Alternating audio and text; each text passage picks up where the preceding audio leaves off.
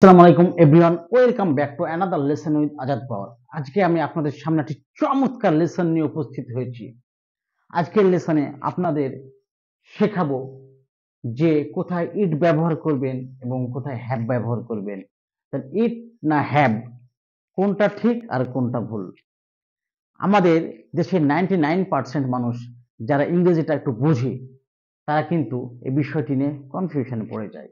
অর্থাৎ I have had, we have had, I had, we had কোথায় have had বসাবো, কোথায় had বসাবো, এই নিয়ে আমাদের কনফিউশন থাকে।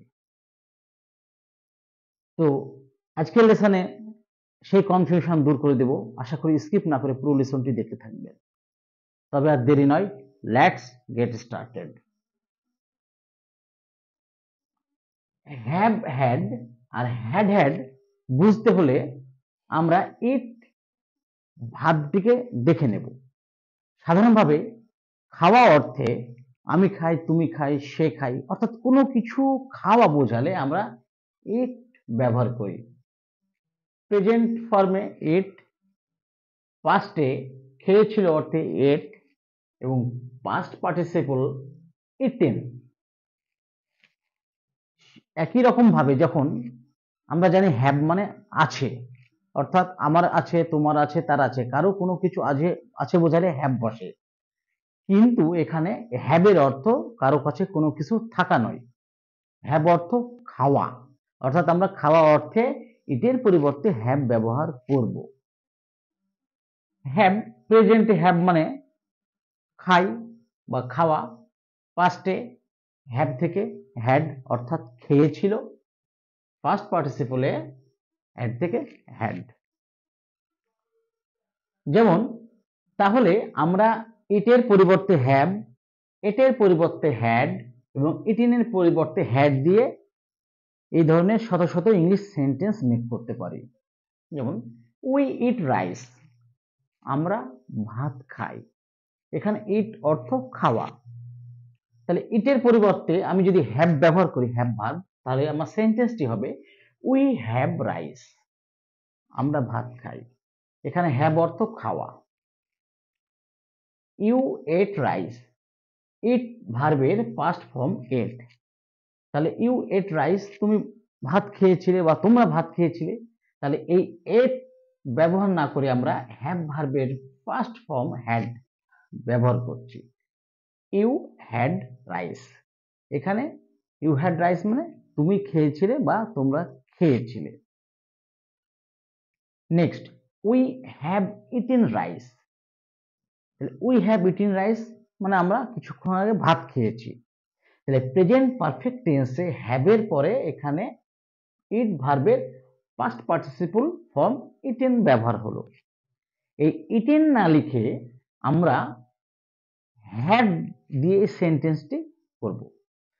উই হ্যাভ হ্যাড রাইস, তাহলে আমরা ভাত খেয়েছি। ইউ হ্যাড ইটেন রাইস, তোমরা বা তুমি ভাত খেয়েছিলে। পাস্ট পারফেক্ট, তাহলে এই যে এখানে হ্যাডের পরে ইটেন পাস্ট পার্টিসিপল ফর্ম, আমি ইটেন না লিখে হ্যাভ ভার্বের পাস্ট পার্টিসিপল হ্যাড দিয়ে সেন্টেন্সটি মেক করব। ইউ হ্যাড ইটেনের পরিবর্তে had rice, you had had rice অর্থাৎ তুমি বা তোমরা অনেক আগে খেয়েছিলে। তাহলে দেখা যাচ্ছে present indefinite we eat rice আমরা বলতে পারি বা লিখতে পারি we have rice. You ate rice আমরা বলতে পারি you had rice. We have eaten rice, we have had rice. You had eaten rice, you had had rice. অর্থাৎ কেউ যদি ইটের পরিবর্তে হ্যাভ ব্যবহার করে বা কেউ যদি কোনো সেন্টেন্স বলে যে I have had, we have had, I had had, we had had, তাহলে আমরা বলতে পারবো না যে সে সেন্টেন্সটি ভুল বলেছে। তাহলে আমরা ইটের পরিবর্তে হ্যাভ দিয়ে এবং হ্যাড দিয়ে খাওয়া অর্থে এই সেন্টেন্সগুলো ব্যবহার করব এবং সেটা আরো সুন্দর হবে। আর যদি আপনাদের বুঝতে সমস্যা হয় যে সব জায়গায় আমি হ্যাভ ব্যবহার করে সমস্যা হচ্ছে, তাহলে আমাকে টেন্সের বিষয়টি আপনাকে ক্লিয়ার হতে হবে। আশা করি লেসনটি ভালো লেগেছে। Hope you enjoyed the lesson. What I am trying to say, practice it regularly. I want to teach people, I want to reach people. লেসনটি যদি ভালো লেগে থাকে অবশ্যই do subscribe my channel and you must share on Facebook, কারণ ফেসবুকে আপনার অনেক বন্ধু আছে। আপনি যদি ভিডিওটি ফেসবুকে শেয়ার করে দেন তাহলে ভিডিওটি অনেকের কাছে পৌঁছে যাবে এবং তারা এই লেসনটি দেখে অনেক কিছু শিখতে পারবে। তবে আপনাদের সঙ্গে দেখা হবে নেক্সট কোনো ভিডিও নিয়ে। See you on next video. Until then, bye by.